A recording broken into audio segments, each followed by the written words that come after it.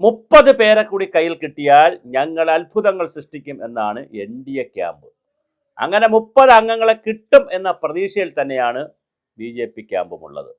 360 പേരുണ്ടെങ്കിലാണ് 540-ൽ 360 പേരുടെ പിന്തുണയുണ്ടെങ്കിൽ 2 പേരുടെ പിന്തുണയാവുകയും ബില്ലുകൾ പപ്പടം പോലെ പാസ്സാക്കിയെടുക്കാനും കഴിയും. പക്ഷേ 360 പേരുടെ പിന്തുണ വേണം. ഇപ്പോൾ അവർ എല്ലാം കൂടി ഒപ്പിച്ചെടുത്തപ്പോൾ 320 പേരുടെ പിന്തുണ വന്നിട്ടുണ്ട്. എന്തായാലും പാർലമെന്റിന്റെ ശീതകാല സമ്മേളനം ആരംഭിക്കുകയാണ്. ശീതകാല സമ്മേളനത്തിൽ ഏറ്റവും കൂടുതൽ കൈകൊള്ളാൻ പോകുന്നത് അയോധ്യ വിഷയം തന്നെയായിരിക്കും. അതിനെ കത്തിച്ച് നിർത്താൻ തന്നെയാണ് ഈ ബില്ലുകളെയെല്ലാം താഴെ കൊണ്ടുപോകുന്ന നിലയിൽ കത്തിച്ച് നിർത്താൻ തന്നെയാണ് കോൺഗ്രസിൻ്റെയും പ്രതിപക്ഷത്തിന് തീരുമാനം. അതുകൊണ്ട് തന്നെ പുതിയ PF പെൻഷൻ്റെയും മലബാർ കോഡ് വിഷയങ്ങളിലും വിശദമായ ചർച്ച ആവശ്യമുണ്ടെന്ന് NK പ്രേമേന്ദ്രൻ MP RSPയുടെ MP പറഞ്ഞു. എത്തനോൾ പെട്രോൾ മൂലം അരിയടക്കം ഭക്ഷ്യസാധനങ്ങൾക്ക് ക്ഷാമമുണ്ടാകാൻ ഇടയുണ്ട്. അത് ചർച്ച ചെയ്യണം എന്നുള്ള വാദം സന്തോഷ് കുമാർ MP രാജ്യസഭയിൽ പറയുന്നുണ്ട്. BJPയുടെ രാഷ്ട്രീയ വളർച്ചയിൽ എക്കാലത്തെയും നിർണായകമായ സ്വാധീനം ചെലുത്തിയ അയോധ്യയിലെ രാമക്ഷേത്രത്തിൻ്റെ കൊള്ളയും അതുപോലെ തന്നെ പ്രതിസന്ധിയും കൃത്യമായി ചർച്ച ചെയ്യപ്പെടാനുള്ള സാധ്യതയുണ്ട്. അയോധ്യ സംഭാവന കൊള്ള വളരെ വലിയ ചർച്ച വരും. അതുപോലെ നീറ്റിൻ്റെയും UGCയുടെയും പേപ്പർ ചോർച്ച, നീറ്റുമായി ബന്ധപ്പെട്ട ആത്മഹത്യകൾ, രാജ്യത്ത് നടന്ന ആത്മഹത്യകൾ, പാർട്ടികളെ പുലർത്തി ദുർബലമാക്കുന്ന കാര്യങ്ങൾ, ഇതൊക്കെ പാർലമെൻറ്റിൽ വലിയ ചർച്ചയ്ക്ക് വരും. അപ്പോൾ തന്നെ 6ഓളം ബില്ലുകളാണ് പാർലമെൻറ്റിൽ പാസ്സാക്കാനിരിക്കുന്നത്. ഇന്ന് മുതൽ ആഗസ്റ്റ് 13 വരെ നടക്കുന്ന, ഓണത്തിന് മുമ്പ് ആഗസ്റ്റ് 13 വരെ നടക്കുന്ന പാർലമെൻറ്റ് സമ്മേളനത്തിൽ ഏകദേശം ഒരു മാസത്തിനോളം വരും. ഒരു മാസമില്ല, 23 ദിവസം നടക്കുന്ന പാർലമെൻറ്റ് സമ്മേളനത്തിൽ വളരെ വലിയ പ്രതിസന്ധിയായിരിക്കും ഉയർത്താൻ നോക്കുന്നത്. 20-ലേറെ പേരാണ് ഈ UGC നെറ്റിൻ്റെ പേരിൽ രാജ്യത്ത് ആത്മഹത്യ ചെയ്തത്. അവരുടെ പ്രശ്നങ്ങൾ ചർച്ച ചെയ്യപ്പെടും. അതുപോലെ തന്നെ ഇതിൻ്റെ സർവകക്ഷി യോഗം വിളിച്ചപ്പോൾ വിമതന്മാരായിട്ടുള്ളവരെ കൂടി യോഗത്തിൽ ക്ഷണിച്ചതിൻ്റെ പേരിൽ ഒരു വാക്കൗട്ടും നടന്നിരുന്നു. പക്ഷേ ചർച്ചയും കാര്യങ്ങളൊക്കെ നടന്നു. അതുപോലെ തന്നെ കേന്ദ്ര സർക്കാരിന് തൃണമൂൽ കോൺഗ്രസിൻ്റെ ഒരു പങ്കാളിത്തം 10-20 MP തൃണമൂൽ കോൺഗ്രസിൽ നിന്ന് മാറി ഇന്ത്യൻ പ്രോഗ്രസീവ് പാർട്ടി എന്ന് പറഞ്ഞൊരു പാർട്ടിയിലേക്ക് ചേർന്നു. ആ ഇന്ത്യൻ പ്രോഗ്രസീവ് പാർട്ടിയെ ക്ഷണിച്ചതിൽ വലിയ ഒരു പ്രശ്നമുണ്ട്. അപ്പോൾ എല്ലാ പാർട്ടികളെയും ക്ഷണിക്കാൻ കേന്ദ്ര സർക്കാരിന് അവകാശമുണ്ടെന്നാണ് മന്ത്രി കിരൺ റിജ്ജു പറഞ്ഞിരിക്കുന്നത്. എന്തായാലും തൃണമൂലിന് പുറമെ ആം ആദ്മി പാർട്ടി, ശിവസേന പാർട്ടികളെയും പുലർത്തി സഭയിൽ ഭൂരിപക്ഷമുണ്ടാക്കാൻ ശ്രമിക്കുന്ന സർക്കാർ നടപടിയെ സമ്മേളനത്തിൽ ചോദ്യം ചെയ്യും എന്നും പ്രതിപക്ഷം പറഞ്ഞിട്ടുണ്ട്. എന്തായാലും TMC ആൾറെഡി പിളർന്നു കഴിഞ്ഞു.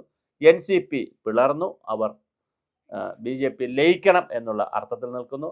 ഡീലിമിറ്റേഷൻ ഇല്ലെങ്കിൽ ഞങ്ങൾ 50 ഇപ്പോഴുള്ള സംവിധാനം വെച്ചുകൊണ്ട് 50% അല്ല, ഈ 33% സ്ത്രീകൾക്ക് കൊടുക്കാൻ തയ്യാറുണ്ടെങ്കിൽ ഞങ്ങൾ ബില്ലിനെ പാസ്സാക്കാൻ സഹായിക്കാമെന്ന് DMKയും പറഞ്ഞിട്ടുണ്ട്. അപ്പോൾ വളരെ കലുഷിതമായ ഒരു അവസരമാണ് വരുന്നത്. പ്രതിപക്ഷത്തെ പല കൊച്ചു പാർട്ടികളെയും കയ്യിലെടുത്ത് 330 എന്ന ഇപ്പോൾ പറയപ്പെടുന്ന മാസ്മരിക സംഖ്യ, അത് തന്നെ ഒരു മാസ്മരിക സംഖ്യയാണ്, അത് സമ്പൂർണ്ണമായി അറിയില്ല, അതിനെ 360 ആക്കിയാൽ 30 പേരുടെ പിന്തുണ കൂടി താൽക്കാലികമായി BJPക്ക് നേടാനായാൽ 6 ബില്ലുകളും BJPക്ക് പാസ്സാക്കിയെടുക്കാൻ പറ്റും. അതിലേറ്റവും പ്രധാനപ്പെട്ട ബില്ല് വിമൻസ് ബില്ല് തന്നെയാണ്. സ്ത്രീകൾക്ക് രാജ്യത്ത് പാർലമെൻറ്റിലും അസംബ്ലികളിലും സംവരണം കൊടുക്കുന്നൊരു ബില്ലാണ്. അങ്ങനെ ആ ബില്ല് പാസ്സായാൽ മധ്യപ്രദേശിലും ഉത്തർപ്രദേശിലും പഞ്ചാബിലുമൊക്കെ നടക്കുന്ന 27-ലെ തിരഞ്ഞെടുപ്പിനും രാജ്യത്ത് 29-ൽ നടക്കുന്ന തിരഞ്ഞെടുപ്പിനും ധാരാളം സ്ത്രീകൾക്ക് മത്സരിക്കാൻ അവസരം കിട്ടും. അതൊരു വലിയ ചരിത്രപരമായ വിപ്ലവകരമായ ഒരു മാറ്റമായിരിക്കും രാജ്യത്ത്.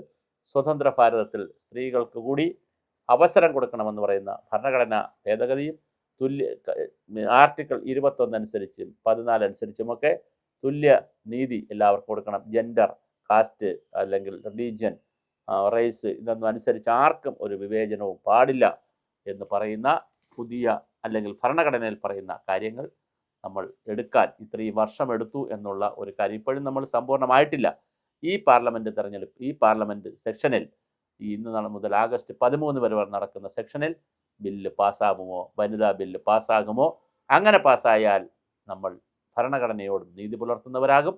അത് സാങ്കേതികമായി ഡീലിമിറ്റേഷനുമായിട്ടൊക്കെ ബന്ധിപ്പിച്ച് കുരുക്കുകൾ ഉണ്ടാക്കാൻ BJPയും, അങ്ങനെ ഏതെങ്കിലും കുരുക്കുകളിൽപ്പെട്ടാൽ അത് അഴിക്കാൻ നോക്കാതെ വീണ്ടും കുരുക്കുണ്ടാക്കാനുള്ള പ്രതിപക്ഷത്തിൻ്റെ നീക്കവും ഒരു കാരണവശാലും അനുവദനീയമല്ല. വളരെ വലിയ സമവായത്തിലെത്തി. തീർച്ചയായും അയോധ്യ പ്രശ്നം നടന്നു കഴിഞ്ഞു. ഇനി അതിനകത്ത് അന്വേഷണമാണ് വേണ്ടത്. നീറ്റിൻ്റെ പ്രശ്നം നടന്നു കഴിഞ്ഞു. 20 പേർ ആത്മഹത്യ ചെയ്തു. പക്ഷേ അതിൽ അന്വേഷണമൊക്കെയാണ് വേണ്ടത്. അതിന് പകരം അതിൻ്റെ പേരിൽ പാർലമെൻറ്റിൽ വരുന്ന ബില്ലുകളെ തകർക്കാനോ ബില്ലുകൾ അവതരിപ്പിക്കുന്നതിൻ്റെ അത് തടസ്സപ്പെടുത്താനോ വളരെ മനോഹരമായി നടക്കേണ്ട പാർലമെൻ്ററി സെഷനെ ഈ വിവാദ വിഷയങ്ങളിൽപ്പെടുത്തി കൊല്ലാനോ പ്രതിപക്ഷം ശ്രമിക്കില്ല എന്ന് തന്നെ നമുക്ക് കരുതാം. ഭരണപക്ഷവും ഇതൊരായുധമായി എങ്കിൽ പിന്നെ സമ്മേളനം അടിച്ചു പിരിഞ്ഞാൽ നമുക്കതും ജനങ്ങളോട് പറഞ്ഞ് സുഖമായി പിരിയുന്നതിനേക്കാൾ നല്ലത് അടിച്ചു പിരിയുന്നതാണ് എന്ന് വിചാരിക്കുന്ന ഭരണപക്ഷവും, അങ്ങനെ അടിച്ചു പിരിച്ചാൽ കാര്യങ്ങൾ രാജ്യത്ത് എളുപ്പമാകുമെന്ന് വിചാരിക്കുന്ന പ്രതിപക്ഷവും ജനാധിപത്യത്തിന് ഭൂഷണമല്ല. അതുകൊണ്ട് ഭംഗിയായ ചർച്ച നടക്കട്ടെ. പ്രതിപക്ഷവും സമ്പൂർണ്ണ സമയം പാർലമെൻറ്റിൽ ഉണ്ടാവുക, ചർച്ചകൾ നടത്തി നമ്മുടെ ജനാധിപത്യത്തെ സാർത്ഥകമാക്കണം. വേണ്ട ബില്ലുകൾ വേണ്ടതുപോലെ പാസ്സാക്കണം. അല്ലാതെ ഏകപക്ഷീയമായി ഇറങ്ങിപ്പോയി വാക്കൗട്ട് നടത്തി ഇരിക്കുന്ന ഭരണകക്ഷി അവർ പപ്പടം പോലെ ഒരു ചർച്ചയും ചെയ്യാതെ കൈയടിച്ചും വാക്കാലും ഓറലായും ബില്ലുകൾ പാസ്സാക്കി പപ്പടം പോലെ ചുട്ടെടുക്കുന്ന ഒരു ജനാധിപത്യത്തിന് ആരും കൂട്ടുനിൽക്കരുത്. വളരെ വലിയ തോതിലുള്ള സംഘർഷാത്മക അവസ്ഥയൊക്കെ ഒഴിവാക്കി വളരെ വലിയ ചർച്ച നടക്കട്ടെ. കഴിഞ്ഞ പ്രാവശ്യം വിമൻസ് ബില്ല് പാതിരാത്രി വരെ ചർച്ചയ്ക്ക് പോയി. അതുപോലെ ഗൗരവതരമായ ചർച്ചകൾ നടക്കട്ടെ. ആ ചർച്ചകൾക്ക് ശേഷം മാത്രമേ പാർലമെൻറ്റിൽ ബില്ല് പാസ്സാക്കാവൂ. ബില്ല് പാസ്സാക്കാൻ എങ്ങനെയെങ്കിലും പപ്പടം പോലെ പാസ്സാക്കിയെടുക്കാൻ ഭരണപക്ഷവും പപ്പടം പോലെ പൊടിച്ചു കളയാൻ പ്രതിപക്ഷവും തയ്യാറാകരുത് എന്നുള്ളതാണ്. എന്തായാലും പാർലമെൻറ്റിൽ അയോധ്യ പ്രശ്നവും നീറ്റിൻ്റെ പ്രശ്നവും അതുപോലെ ധർമ്മേന്ദ്ര പ്രധാൻ രാജിവെക്കണമെന്നുള്ള പ്രശ്നവും അതുപോലെ ഡൽഹി ജന്തർ മന്ദറിൽ നടക്കുന്ന സത്യാഗ്രഹവും ഒക്കെ ചിലപ്പോൾ അവിടെ ചർച്ചയ്ക്ക് വന്നേക്കാം. പിമാരെ കഴിഞ്ഞ ദിവസം സത്യാഗ്രഹം നടത്തിയ ആളിനെ ആശുപത്രിയിൽ കാണാൻ പിമാരെ ഉൾപ്പെടെ അനുവദിച്ചിട്ടില്ല, വാഞ്ചുവിനെ കാണാൻ അനുവദിച്ചിട്ടില്ല. അതുൾപ്പെടെ ചിലപ്പോൾ പാർലമെൻറ്റിൽ ചർച്ചയ്ക്ക് വന്നേക്കാം. പക്ഷേ വിവാദങ്ങളിൽപ്പെട്ട് പാർലമെൻറ്റിനെ തകർക്കരുത്, അല്ലെങ്കിൽ ചർച്ചകളെ തകർക്കരുത്. നമുക്ക് വേണ്ടത് വിവാദങ്ങളല്ല, മനോഹരമായ സംവാദങ്ങളാണ്. അത് നടക്കുമെന്ന് നമുക്ക് പ്രതീക്ഷിക്കാം.